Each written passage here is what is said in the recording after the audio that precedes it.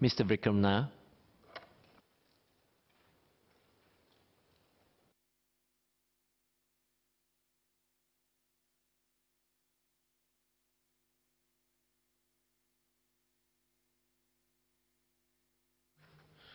Mr. Deputy Speaker, I rise in support of the motion of thanks.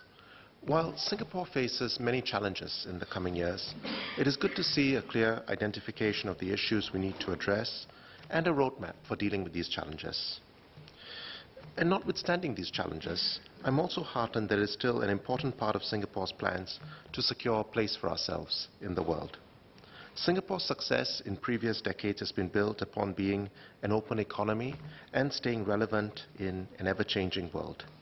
Almost immediately after independence, Singapore's economic plan was to engage with the world, to bring in investment, to be a platform for trading.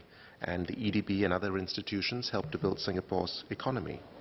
Singapore's security was also built around having strong defense relationships with countries both near and far. Now, these important relationships were developed because Singapore had an outward focus from the get-go. One of the growing trends that is of concern to us is growing insularity in many parts of the world.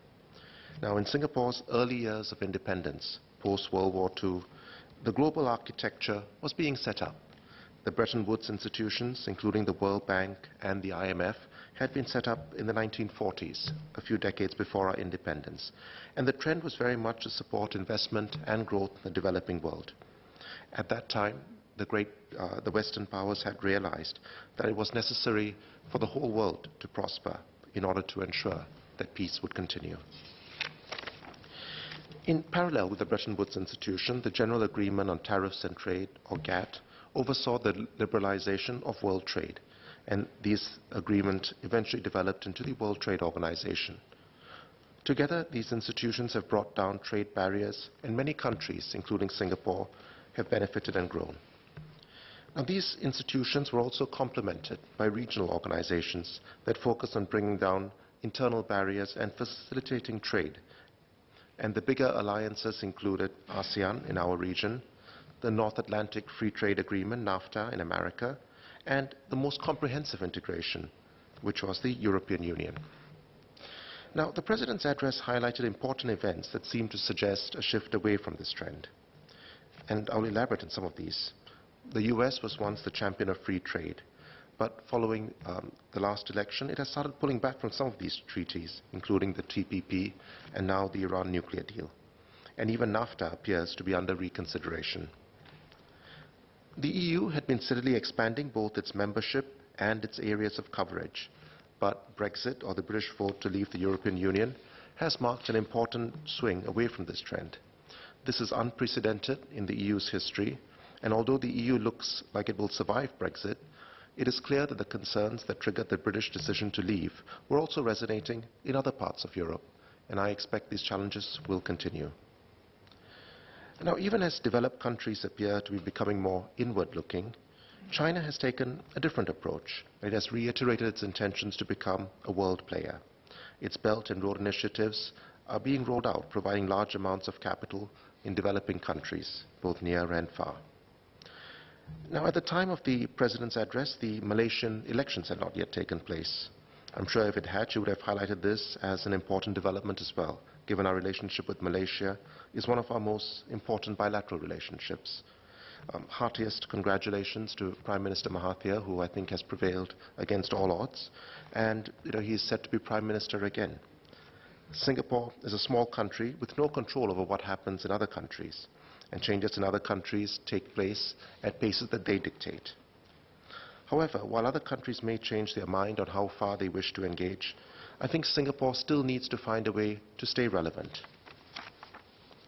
Now, in this regard, I think another important thing that happened last week, which was a pleasant surprise to many of us and a huge honor for Singapore, is that Singapore was picked as the venue for the historic meeting between President Trump and President Kim, a move that may spark a thaw in what is probably one of the last legacies of the Cold War. And I think even as countries change and governments' outlooks in the world change, what has, I think, helped Singapore, and certainly with the generations of leaders so far is a way to stay relevant in this ever-changing world. And I think this is built largely on relationships that have been developed over the generations. In relation to Malaysia, I think PM Lee was one of the first to congratulate PM Mahathir upon his appointment as Prime Minister. And I think it was important to reiterate that many of the projects that have been developed are in both countries' interests to pursue. I think one of Singapore's greatest assets has been the strong standing of our leaders and the many relationships that have been built up over the years. Even as countries appear to lean away from multilateralism, I think it's the strong standing of our leaders and the reputation of Singapore, the diligence of course, the many people in our foreign service and trade representatives who have helped us get a listening ear from the senior leadership in other countries. I think it is important for us to continue to build these relationships and for the next generation to also continue to nurture them. Our position as ASEAN Chair in the coming 2 years is a golden opportunity.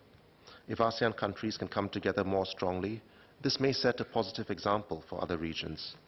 I understand that our objectives include committing to a rules-based regional order and to tackle issues such as cybersecurity, transnational crime, and terrorism. If we can get important achievements in this, it will be a signal to the rest of the world that multilateralism is still relevant and is still important. If we can get further economic integration, that would also be an important achievement. I think the best way to send the message that multilateralism is still an important part of our world is to show that we can thrive through multilateralism. So even as Singapore's fourth generation comes to the fore, I certainly hope that the previous generation of leaders will stay around to nurture the relationships and to help guide a lending hand where possible, because human relationships are very important. If someone else comes on board, I think it will be necessary for them to learn as well. So in the face of where countries get increasingly more insular, I certainly hope that Singapore and Singapore's leaders will continue to prevail as a voice for multilateralism and integration in this world. Thank you. Leader of the House.